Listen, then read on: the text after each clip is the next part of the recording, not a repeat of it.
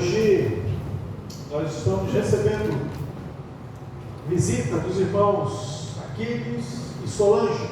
Sejam bem-vindos aqui no nosso meio. Aquiles é conhecido nosso, frequentador lá da nossa congregação de Suruí. Deus esteja abençoando sua vida. Meus irmãos, sem mais, vamos abrir as nossas Bíblias em Apocalipse capítulo 2. Hoje nós vamos ler do versículo 12 até o versículo 17. Nós hoje falaremos sobre a igreja de Pérgamo. Semana passada nós falamos sobre Tiatira, que é a próxima, logo após Pérgamo, mas nós temos adiantada, falamos de Tiatira. Hoje nós vamos falar sobre a igreja de Pérgamo, a carta enviada a esta igreja. Então você fique com sua Bíblia aberta. Se existe um lugar no mundo onde a pressão sobre a igreja era tão intensa que o próprio Senhor Jesus o chama de um lugar onde Satanás habita, era Pérgamo. Esse lugar, Pérgamo era uma cidade, era uma das cidades, era uma das cidades mais poderosas, cultas e religiosas do mundo antigo. E a carta que Jesus interessa a essa igreja nos fala diretamente hoje, para a nossa igreja, nos fala diretamente a nós hoje. Pérgamo era a capital da província romana, lá da Ásia. Era uma cidade de colinas dominadas por uma acrópole que tem a ver com um grande terraço, suspenso a mais ou menos 300 metros de altura, imponente, onde se concentrava os grandes templos pagãos. Então, Pérgamo continha essa característica, era o centro do culto imperial naquela região. Ali havia um templo dedicado ao Augusto César. E os cristãos que se recusassem a dizer que César é o Senhor, pagavam com a sua própria vida. Então nós vamos caminhar por esse texto. Mas Pérgamo, ela não era apenas uma cidade politicamente perigosa. Ela era também uma cidade de grande sofisticação intelectual. Lá abrigava-se a segunda maior biblioteca da antiguidade, com cerca de 200.000 exemplares. Era um lugar onde as ideias circulavam livremente, onde o sincretismo religioso era tolerado e celebrado, e até celebrado naquela época. E onde a pressão para que os cristãos flexibilizassem suas convicções era muito grande. Havia ali uma grande pressão sobre os cristãos para que eles flexibilizassem a sua fé, relativizassem aquilo que eles criam naquele momento. E é nesse contexto, meus irmãos, que Jesus envia essa carta, não por intermédio de um apóstolo, mas diretamente. Olha o que nós encontramos logo nos primeiros versículos, diz assim: aquele que tem a espada afiada de 2 gumes.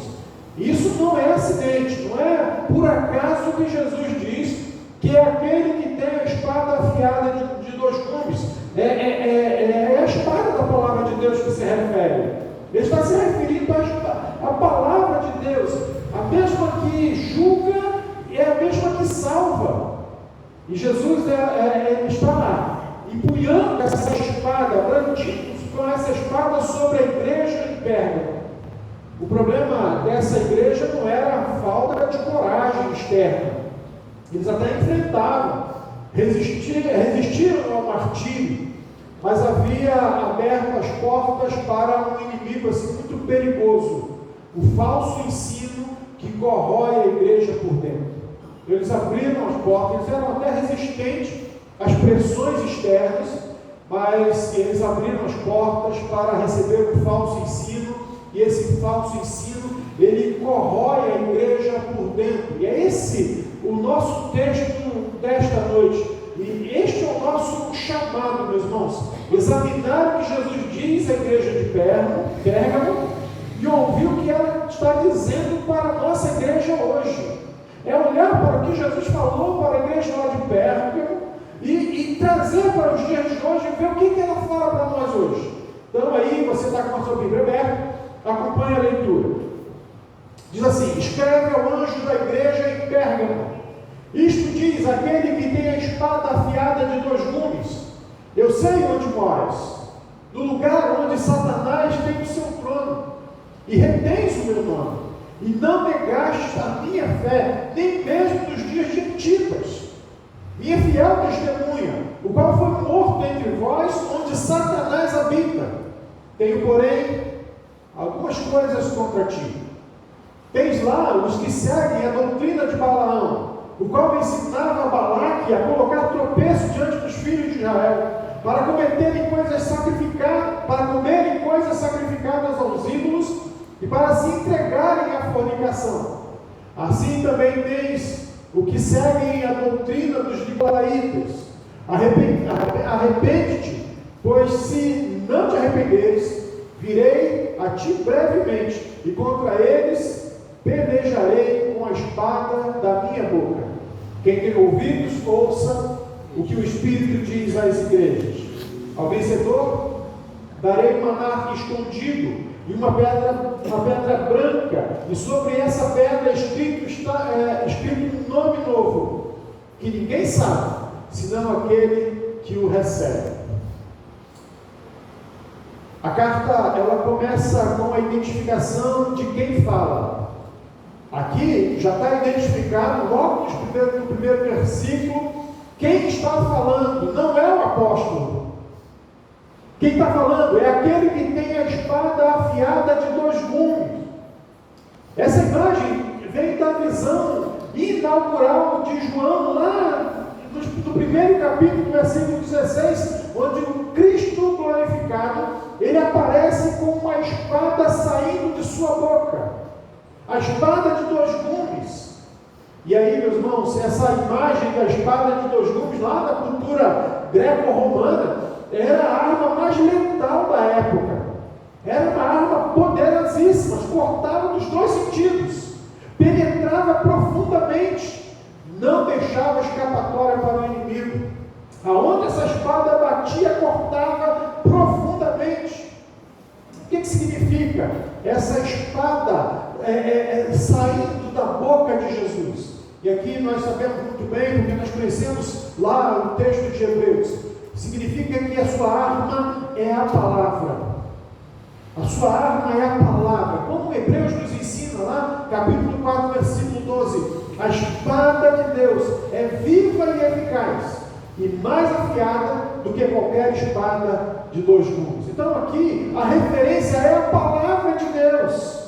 João Calvino, comentando esse texto de Apocalipse, ele observou que Cristo governa e julga a sua igreja unicamente pela autoridade da sua palavra. É por causa da palavra de Deus, não por espadas físicas, nem por decretos humanos, mas pela proclamação fiel da palavra de Deus. É dessa maneira que Cristo, ele governa a igreja através da sua palavra. Jesus, ele se apresenta à igreja em Pérgamo com essa imagem deliberadamente, porque é com a sua palavra que ele vai tanto exortá-los quanto julgá-los, quanto trazer condenação para eles. A igreja que tolera o falso ensino deve saber que o Senhor virá. O Senhor não deixará impunes aqueles que ensinam, trazem ensinos errados, não da sua palavra. O Senhor virá e pelejará contra os falsos mestres, contra os falsos ensinadores, com a espada da sua boca. E essa espada não falha, ela corta, por isso que é de 2 gumes, corta nos 2 sentidos. E aí, um teólogo chamado Richard Phillips, ele diz assim: a autoridade soberana de Cristo sobre a sua igreja é exercida exclusivamente pela palavra de Deus. Quando a igreja se afasta dessa palavra, ela se coloca fora da proteção do rei e dentro do alcance do seu julgamento. Olha que perigo, meus irmãos, as igrejas ou os ajuntamentos religiosos que se afastam da palavra de Deus. Como é perigoso nós deixarmos esse livro de lado e seguirmos outras coisas. Mas há elogios para essa igreja. O Senhor Jesus não deixa de elogiar essa igreja. Ele elogia a fidelidade sob uma pressão externa. O Senhor Jesus conhece o endereço da sua igreja. O Senhor Jesus conhece o endereço daqueles que pertenciam àquela igreja. Ele diz assim: eu sei onde vocês moram. Meus irmãos, que frase profunda. Que frase profunda. Não há situação geográfica, política ou cultural que seja invisível ao Senhor, esteja escondido aos olhos do Senhor. Ele não ignora o contexto em que a sua igreja está plantada. Ele não ignora o contexto onde a nossa igreja está plantada. E o contexto de Pérgamo era o mais hostil possível. E aí ele fala sobre isso, ele diz assim: olha, é o lugar onde Satanás tem o seu trono. Essa expressão, ela pode ser assim, se referir ao grande altar de Zeus, que dominava aquele grande terraço da cidade, aquela acrópole. Uma construção monumental que os próprios romanos chamavam de a maravilha do mundo. É uma referência a isso, a essa imponência. Pode também se referir ao centro do culto imperial, onde os cidadãos eram obrigados a venerar o imperador como divindade. Os estudiosos, eles, tanto Richard Dawkins quanto G.K. Byron, eles concordam que a referência é provavelmente cumulativa. Pérgamo era o centro tanto da religião pagã, quanto do poder político que perseguia os cristãos. Então havia perseguição, havia grande perseguição, e o poder político daquela cidade era muito grande. Era, em todos os sentidos, o coração do sistema de valores que se impunha ao reino de Cristo, que era contra o reino de Cristo. E nesse ambiente, a igreja de Pérgamo havia feito algo notável. Ele elogia essa igreja por isso. E ele diz: olha, ele diz que aqueles cristãos, eles tiveram o nome de Cristo e não negaram a sua fé. E não negaram a sua fé. Isso não era fácil naqueles tempos, naquele contexto. E aí, Jesus cita aqui uma pessoa chamada Antipas. E aí ele fala assim: olha, de quem sabemos apenas, e nós sabemos somente esse primeiro nome aí, de Antipas. Jesus chama de minha fiel testemunha. Não sabemos o nome inteiro dele, mas Jesus chama ele de minha fiel testemunha. E esse havia sido martirizado ali mesmo, naquela cidade. A palavra aqui, grega, que é martus, que tem a raiz de Marte. Antipas era uma testemunha. Ele testemunhou a Cristo com o seu próprio sangue. Entregou a sua vida, morreu por causa do Evangelho, morreu por causa da sua fé. Outro teólogo, Felipe Hayek, ele, em seu comentário do livro de Apocalipse, ele destaca que o elogio de Jesus a Pérgamo revela algo assim essencial: a fidelidade externa, a resistência ao martírio, ao sofrimento, é real e é honrada pelo Senhor. Aconteceu, e o Senhor honra aqueles que entregaram a sua vida por causa do nome do Senhor. Não é pouca coisa, mas ela não é suficiente quando o inimigo muda a sua estratégia. A sua resistência ao martírio, a sua resistência às pressões externas é elogiada. Não é pouca coisa você ter resistido aqueles terem resistido à pressão daquela época, mas aquela resistência, ela não era suficiente quando o inimigo muda a sua estratégia e passa a atacar a igreja não por fora, mas agora por dentro, trazendo ensinamentos errados, trazendo doutrinas erradas, trazendo aquilo que a palavra de Deus não afirma, afirmando aquilo que a palavra de Deus não afirma. Mas a repreensão, ela chega por causa de dois falsos ensinos. A igreja é elogiada: olha, vocês têm uma boa resistência ao martírio, vocês têm uma boa resistência à pressão externa. Mas a repreensão vem por causa dos ensinos, de dois ensinos falsos que vêm surgindo no meio do povo de Deus. E aí ele fala assim: olha, tenho, porém, algumas coisas contra ti. Onde a carta vira, onde é elogio, agora vem a palavra porém.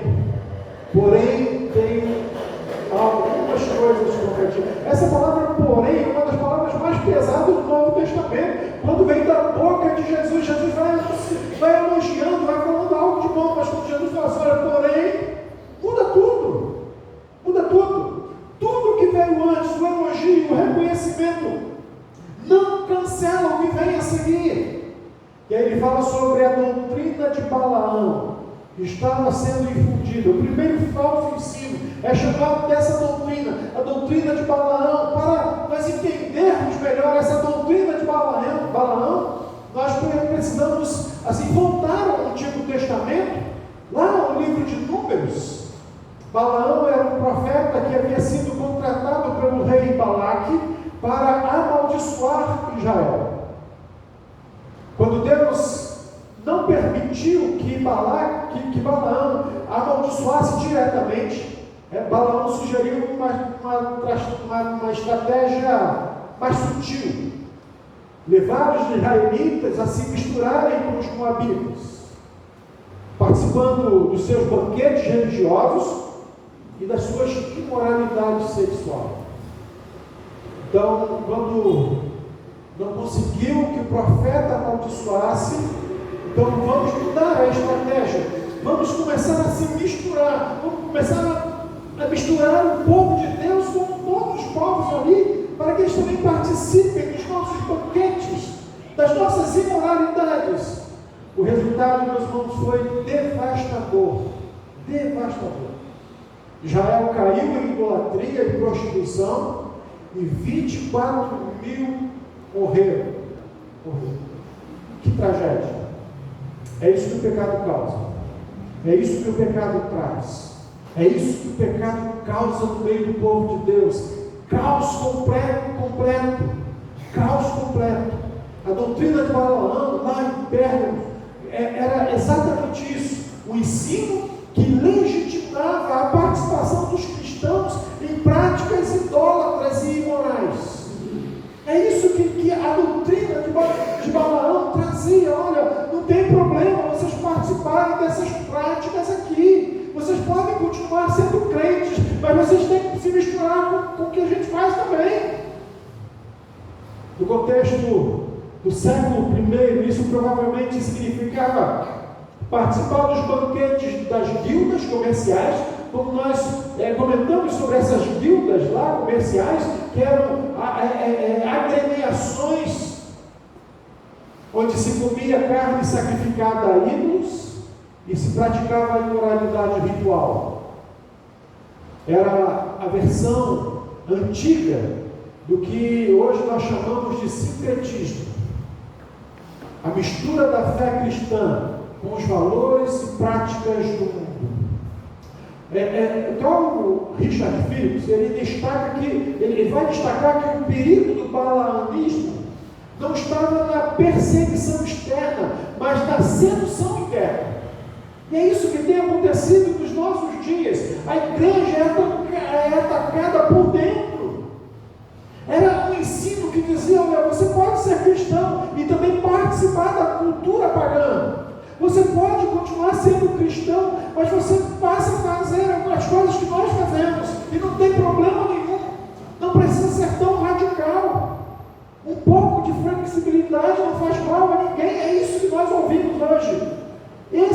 ensino. E é mortal para a igreja. É mortal para a igreja. Richard Phillips, ele diz lá no seu livro, ele diz assim, olha, o erro de Balaão não foi a grosseira apostasia, mas a sabedoria mundana que sugeria que a igreja poderia comprometer sua distinção e ainda assim manter a sua fé. Essa lógica continua sendo uma das ferramentas mais eficazes de Satanás contra a igreja em qualquer época. Em qualquer época. Mas também havia a doutrina, além da doutrina de Balaão, havia a doutrina dos nicolaítas. O segundo falso ensino mencionado aqui é essa doutrina dos nicolaítas. Na carta a Éfeso, lá no capítulo 2, versículo 6, a igreja havia sido elogiada por odiar as obras dos nicolaítas. A igreja de Éfeso foi elogiada por isso, por deixar de fora essa doutrina dos nicolaítas. Mas aqui em Pérgamo, esses mesmos ensinos estavam sendo tolerados, acolhidos. Irineu, um teólogo do século II, ele associava os nicolaítas a práticas de libertinagem religiosa. A ideia de que, uma vez salvo, o cristão estava livre, acima da lei e da moral. Ele podia fazer o que ele quisesse. Era uma versão primitiva do que hoje chamamos de antinominismo. É a doutrina que defende, meus irmãos, que o cristão, eles estão totalmente isentos da obrigação de obedecer às leis morais ou leis religiosas, devido à suficiência da graça divina. A suficiência da graça divina, ela está sobre tudo isso. Você pode se envolver com imoralidades que você está salvo. A graça sobrepõe a tudo isso. Então, meus irmãos, é um perigo. É um perigo a gente entender e acolher isso no nosso meio. Somos salvos pela graça, sim. A graça é suficiente, mas a graça de Deus, a salvação que nos alcançou, nos exige uma mudança de vida, completamente longe do pecado. O estudioso chamado Simon Kisterbeck, ele faz um comentário ao Apocalipse. Ele observa que os nicolaítas provavelmente ensinavam que o corpo e o espírito eram separados. Portanto, o que se fazia com o corpo não afetava a espiritualidade. O que você faz com o seu corpo não afeta a sua espiritualidade. Que ensino pernicioso, que ensino perigoso para a igreja de hoje. É a lógica, né? Posso viver como quiser, porque eu estou salvo pela graça. É isso, a lógica deles é essa. Eu posso viver uma vida de pecado, porque eu sou salvo pela graça. Tanto a doutrina de Balaão, quanto a doutrina dos nicolaítas, chegavam ao mesmo resultado prático. Levavam os crentes ao mesmo resultado. A erosão da distinção entre a igreja e o mundo.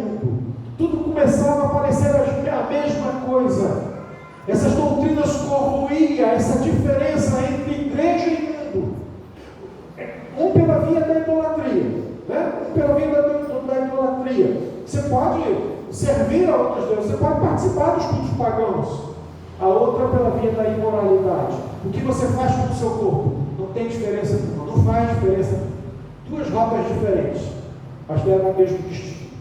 A igreja que se torna indistinguível do mundo ao seu redor, ela está fadada ao fracasso. Ela vai acabar, ela vai morrer. Mas há um chamado para esse povo ao arrependimento. Vocês podem perceber que em todas as cartas o Senhor Jesus traz um elogio, Jesus traz uma repreensão, mas também ele traz uma possibilidade de arrependimento. A resposta do Senhor é direta e urgente. Ele fala: Senhor, arrepende-te, pois.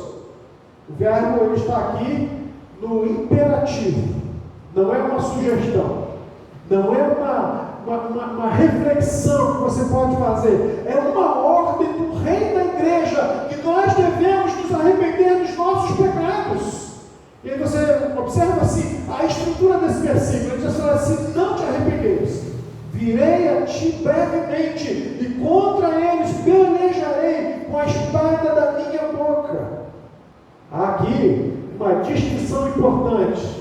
O virei a ti é dirigido à igreja como um todo.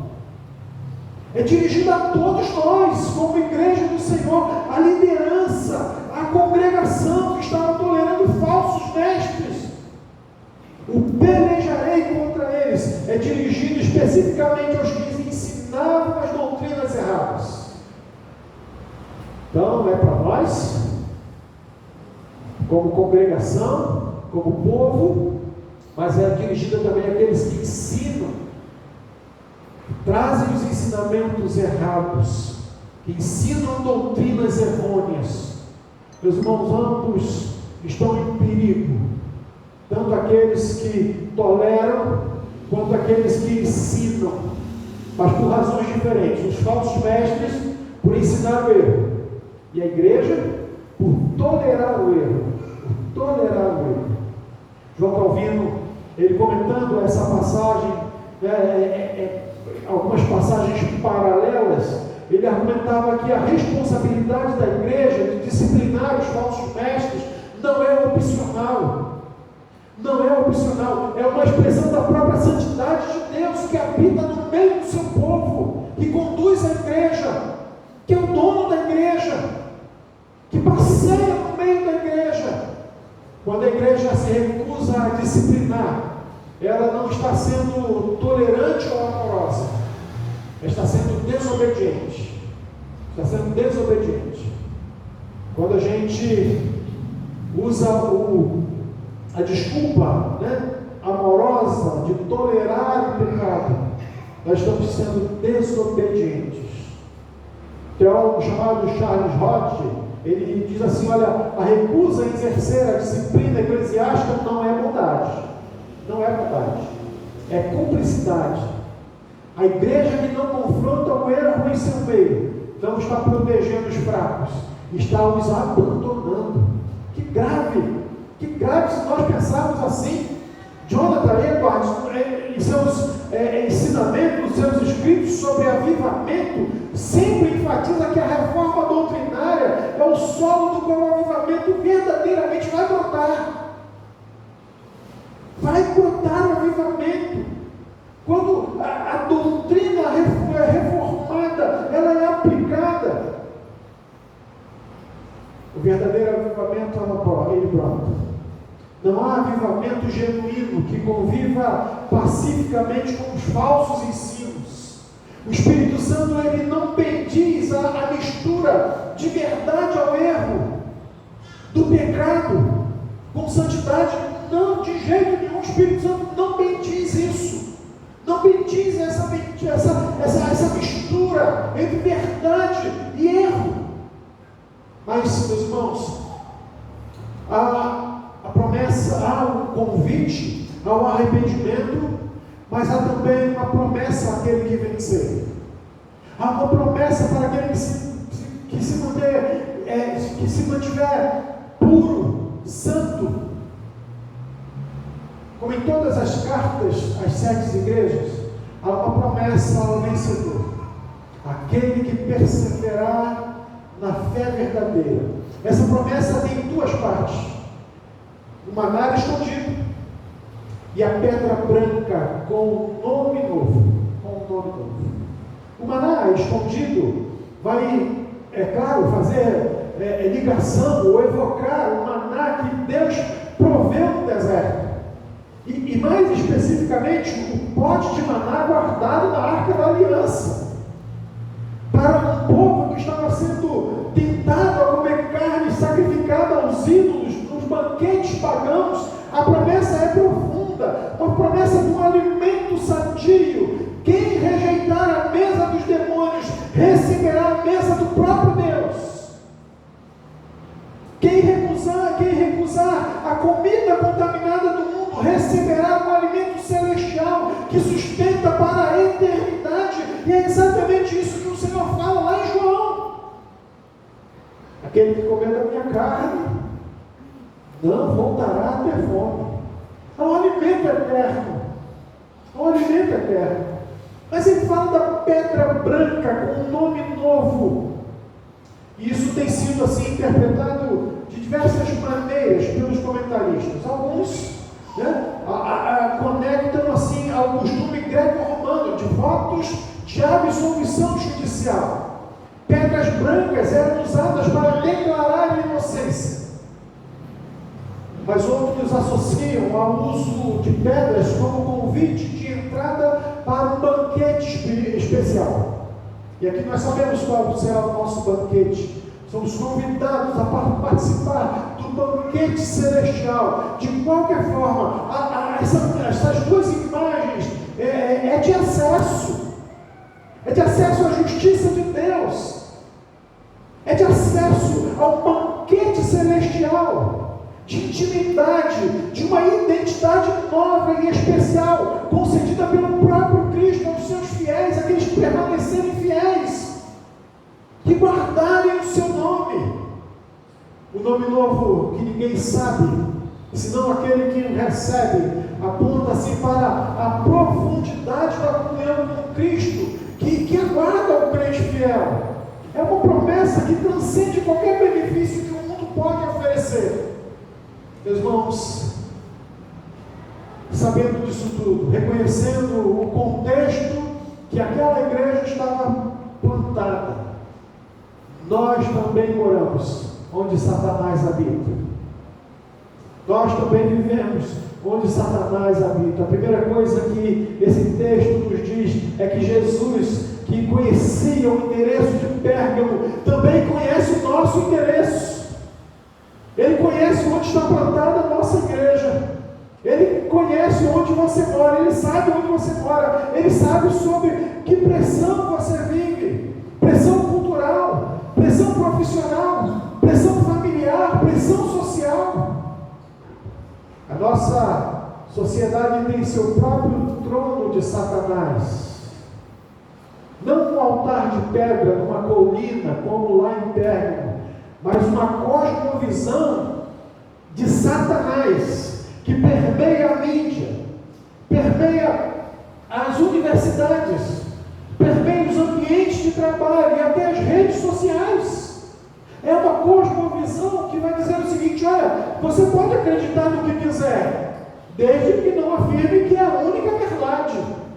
Você pode acreditar no que você quiser, mas você não pode afirmar que é a única verdade. Você pode ser cristão, desde que você não seja exclusivista, desde que você não sirva somente a esse Cristo. Você pode ter a sua fé, desde que ela fique dentro lá dos seus muros, dos muros da sua igreja, e não interfira na vida pública. É isso. Isso é o balanismo do nosso século. É a pressão sobre nós, é a pressão sobre cristãos para sermos um pouco mais flexíveis, um pouco menos radicais, um pouco mais tolerantes com outras perspectivas, com outras visões. Essa pressão é real e é constante e é mortal para a igreja. Se ela não for resistida com a palavra de Deus, com a espada de dois gumes. Devemos tomar, sabendo o contexto em que estava plantada Pérgamo, sabendo o contexto em que nós estamos plantados, nós devemos ter cuidado com os falsos mestres. Mas a gente precisa saber como conhecer isso, como conhecer esses falsos mestres. A igreja de Pérgamo não foi infiltrada por inimigos óbvios. Os nicolaítas e os seguidores de Balaão provavelmente eram pessoas agradáveis, pessoas que iam chegando de forma agradável, de forma inteligente, talvez até respeitar, pessoas respeitadas na nossa comunidade. O falso ensino, raramente ela vem etiquetada como um falso ensino. Ela vem se achegando, vem permeando. Mas como conhecer o falso ensino nos nossos dias? Como nós podemos nos prevenir disso? Alguns marcadores, meus irmãos, alguns sinais que nós podemos perceber. Primeiro, o ensino que minimiza a seriedade do pecado e a necessidade de santificação. Sabe, o ensino que fala assim, olha, pecado você pode cometer, é só pedir perdão depois. O pecado não é tão ruim assim. Eu me lembro, meus irmãos, que muito tempo atrás, não, muito tempo atrás, quando as revistas ainda eram impressas, e tinha uma revista, não sei se era, não é Caras, era uma outra revista, muito popular. Ela veio trazendo uma reportagem, uma matéria que falava sobre a mentira como apaziguador social. Você pode mentir, porque a mentira é um apaziguador social. Ensino que minimiza a seriedade do pecado, que minimiza o perigo do pecado. A doutrina que vai minimizar a necessidade de uma vida de santidade. Você pode já colocar uma grande etiqueta como um falso ensino. Você pode colar uma grande etiqueta lá, dizendo assim, olha, ensino falso. Ensino falso. Mas também o ensino que apresenta a graça como uma licença para a imoralidade, o antinominismo. Isso você pode também colar uma etiqueta, olha, é um falso ensino. A graça tem que nos levar a uma vida de santidade. A graça de Deus que alcançou a nossa vida, ela tem que nos levar a uma vida de santidade separada para o Senhor, e não uma vida de imoralidade. Mas também há outro indício que o ensino é falso. O ensino que encoraja a participação irrefletida nas práticas culturais, sem discernimento bíblico. Meus irmãos, existem músicas que são pontos de macumba. Que são pontos. Mas as pessoas têm chamado de expressão cultural. Expressão cultural. Um ensino que encoraja a participação, sabe, sem refletir sobre isso nas práticas culturais, sem discernimento. Você coloca uma grande etiqueta: ensino falso. Ensino falso. Mas tem outra dica para que você possa se proteger desses ensinos falsos. O ensino que relativiza a exclusividade de Cristo como o único caminho de salvação. Sabe, quando você ouvir algum ensino que não traz Cristo como um caminho exclusivo para levar à salvação, você também tome cuidado com isso. Colhe uma etiqueta grande, enorme, vibrante, em cores vivas, ensino falso, porque Cristo é o único caminho. Cristo é o único caminho que leva à salvação. Não podemos relativizar isso. Mas última dica, para que você possa identificar o ensino falso. O ensino que vai fazer uma adaptação à mensagem do Evangelho, para tornar ele mais palatável ao mundo, para torná-lo assim mais docinho, removendo o que ofende um ao outro, não falando de certos pecados, mascarando a verdade. Falso, ensino falso. E isso não deve entrar pelas portas da igreja, deve ficar lá fora. Sproul, um dos maiores teólogos lá do século XX, ele costumava dizer que a maior ameaça à igreja não é o ateísmo declarado, não é isso, mas a teologia fraca dentro das próprias igrejas. Uma teologia fraca, um conhecimento fraco de Deus, um povo sem conhecimento sólido de Deus, é um povo vulnerável ao primeiro ensinador carismático que aparecer, com mensagens sedutoras, docinhas, sabe, que engana. E aí, Sproul, ele escreve e diz assim: olha, o problema não é que as pessoas estão deixando a igreja para abraçar o mundo. O problema é que o mundo está entrando na sem encontrar resistência alguma.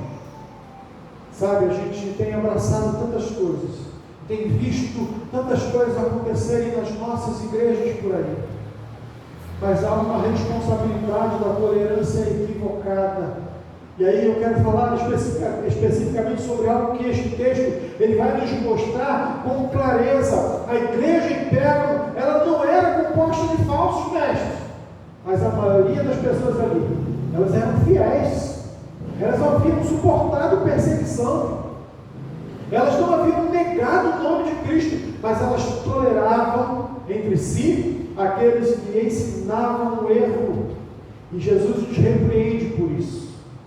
E Jesus traz uma grande repreensão por isso. Há uma forma de tolerância que é virtude cristã, a paciência com os fracos. Isso é uma virtude. É uma virtude. A mansidão com os que erram, isso é uma virtude. A longanimidade com os diferentes, isso é uma virtude. Mas há uma forma de tolerância que é pecado. Que é pecado. A recusa de confrontar o erro doutrinário, a relutância em disciplinar, o silêncio diante do falso ensino por medo de parecer intolerante ou dividir a congregação. Essa tolerância ela é pecado. É pecado. Francis Schaeffer, no seu livro, comentando Apocalipse, ele vai dizer o seguinte: olha, a igreja, antes que seja, ele vai argumentar que a capitulação da igreja diante do mundo começa sempre pela capitulação doutrinária. A igreja que abre mão da verdade para ganhar a aprovação social, ela não ganha o mundo, ela perde a si mesma. No livro A Igreja Antes que Seja Tarde, o título do livro de Francis Schaeffer, ele fala isso: olha, a igreja que abre mão da verdade para ganhar a aprovação social, ela não ganha o mundo, ela perde a si mesma. Ela perde a si mesma. A pergunta, meus irmãos, que esse texto nos faz é bem direta nesta noite. A pergunta que a carta a Pérgamo e que ela nos faz nessa noite, ela é bem direta. Há doutrinas ou práticas que nós estamos tolerando. Há doutrinas erradas, práticas erradas que estamos tolerando no nosso meio, e que essas doutrinas e práticas, elas contradizem a palavra de Deus. Nós temos tolerado alguns ensinamentos errados, contrários à palavra de Deus. Há vozes que estão relativizando o Evangelho no nosso meio, minimizando o pecado. Há vozes trazendo confusão à graça como licença para poder pecar. E nós continuamos em silêncio. Isso a gente precisa responder dentro da gente. Porque há um chamado, há um arrependimento genuíno. Há um chamado, há um arrependimento genuíno. O chamado de Jesus, olha, arrepende-te, arrepende-te.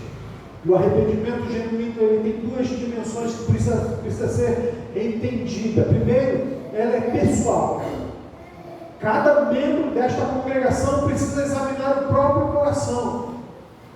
Sabe, eu não posso ficar julgando um irmão ou outro. Em que áreas da minha vida eu tenho permitido que o mundo molde os meus valores, mais do que a palavra de Deus em si?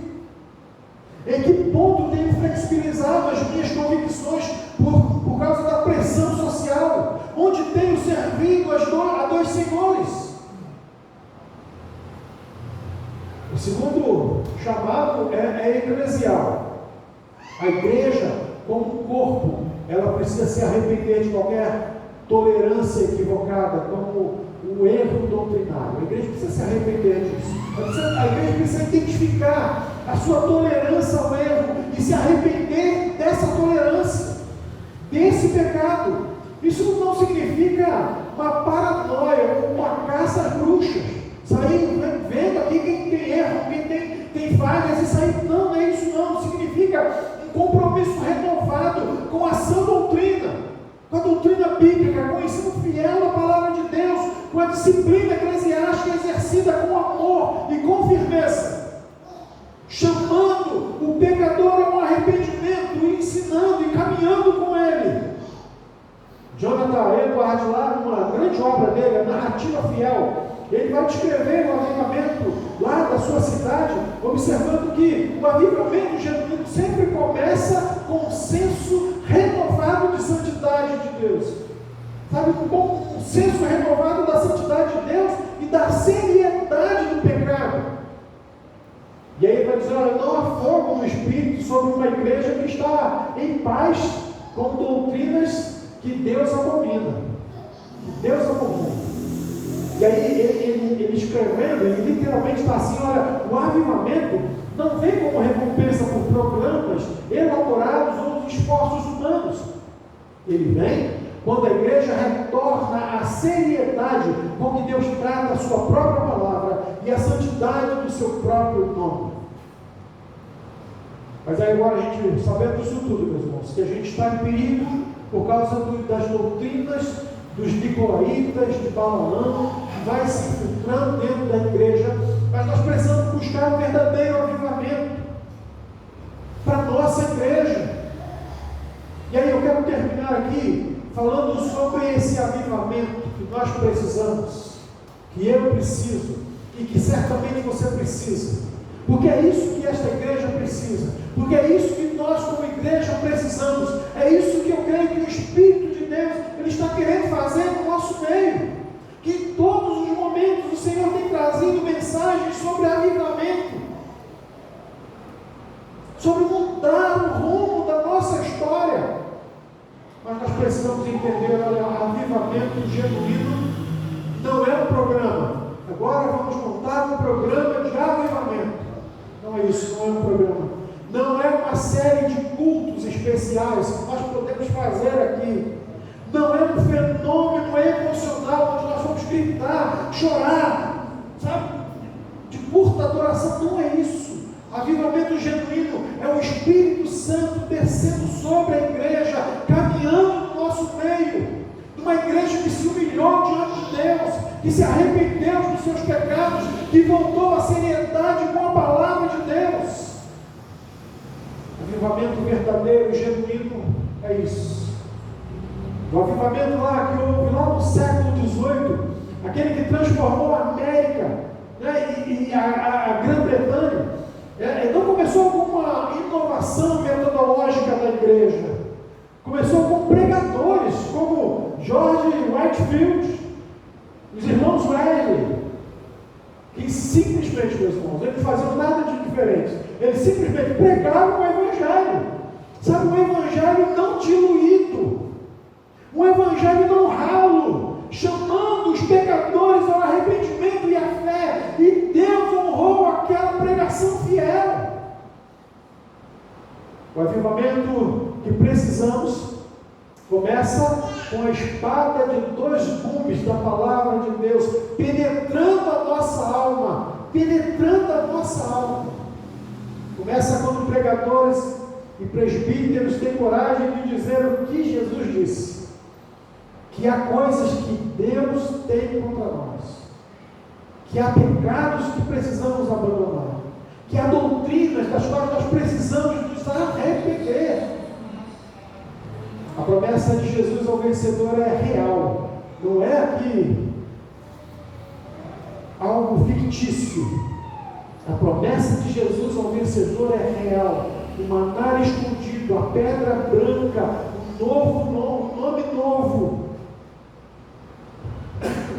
Há uma riqueza de comunhão com Cristo que está reservada para aqueles que persistirem na fé verdadeira, que resistirem ao mundo, que guardam o nome de Jesus. Essa riqueza ela não está disponível para a igreja que se acomoda.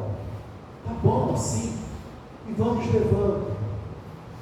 Essa riqueza ela não está disponível para a igreja que se acomoda e não se acomoda com o pecado, mas ela está plenamente disponível para a igreja que se arrepende, que se coloca diante do Senhor, que se ajoelha, que se queda diante do nome do Senhor. Essas promessas estão para nós, que nos arrependemos, que temos essa oportunidade de fazer isso. E aí o texto diz: quem tem ouvidos, ouça. Quem tem ouvidos, ouça. Jesus, ele termina cada uma das 7 cartas com a mesma palavra: quem tem ouvidos, ouça o que o Espírito diz nas igrejas. É um chamado universal. Não é apenas para Pérgamo, é para cada congregação, cada época e cada lugar. Esta noite, irmãos, o Espírito de Deus está falando à nossa igreja, é para nós, não é para Pérgamo, é para nós. E Ele está dizendo: olha, eu sei onde vocês moram, eu conheço as pressões que vocês enfrentam, eu vi e conheço a sua fidelidade, eu sei o que custou manter o meu nome até o dia de hoje. Mas eu tenho algumas coisas contra vocês. Há tolerâncias que precisam ser rompidas. Arrependam-se, voltem à sã doutrina, resistam aos falsos ensinos. E para quem vencer, há uma herança que o mundo jamais poderia oferecer. Meus irmãos, a pergunta que deixo aqui para nós essa noite, para mim e para você: você está disposto a ouvir essa pergunta? Não é apenas com os ouvidos físicos, mas com o coração aberto. Coração aberto não ao pastor, mas ao Espírito Santo. Ao Espírito Santo. Está disposto a que a espada de 2 gumes, que é a palavra de Deus, penetre nos lugares onde você tem resistido? Porque é que precisamos. Porque é precisamente aí que essa palavra precisa penetrar, esse ponto de entrega, de arrependimento, de retorno à palavra de Deus. É exatamente por isso e a partir daí que o avivamento começa. Não numa multidão anônima, mas em cada coração individual, a começar em mim. O coração disposto a dizer: Senhor, tem razão, o Senhor tem razão, eu respeito e eu me arrependo, fica comigo. Que o Deus que falou a Pérgamo fale também a nós nesta noite, que fale ao seu coração nesta noite, e que tenhamos ouvidos para ouvir. Bem, louvado seja o nome do Senhor. Aleluia. Graças a Deus.